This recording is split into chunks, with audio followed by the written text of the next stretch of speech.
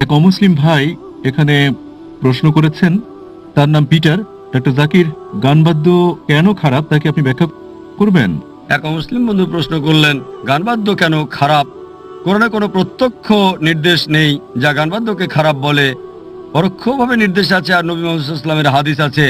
তিনি গানবাদ্যের ব্যাপারে বলেছেন, বাদ্যযন্ত্র সম্পর্কে ব্যবহার করা যাবে না শুধু দফ ছাড়া, অন্যান্য যন্ত্রের অনুমোদন নাই। কারণ হচ্ছে, অধিকাংশ সময় যখন বাদ্যযন্ত্র ব্যবহার করা হয় তখন তা সাধারণত কোনো ব্যক্তিকে খ্যাতির আশায় আচ্ছন্ন করে। অধিকাংশ সময় যদি ভালো করে দেখেন, কোরআন মূলত গান কবিতার বিরুদ্ধে।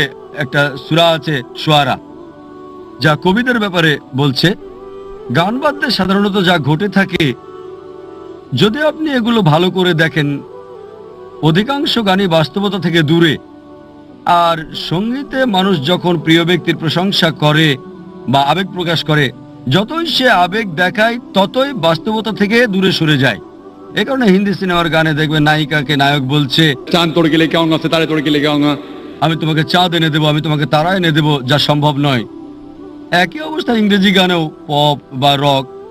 অধিকাংশ গানেরই কোনো অর্থ নেই, অবশ্য কিছু গানের, সবগুলো না। এগুলো মানুষকে দূরে সরিয়ে নেয় আল্লাহ সুবহানাহু ওয়া তাআলার কাছ থেকে। দেখা যায় মানুষ বন্ধুদের সাথে যায়, কাপড় চোপড় খুলে ফেলে, ভিন্ন আবেগে আচ্ছন্ন হয়ে পড়ে। অধিকাংশ সময় গান বাদ্য আল্লাহ সুবহানাহু ওয়া তাআলার কাছ থেকে মানুষকে দূরে সরিয়ে নেয়।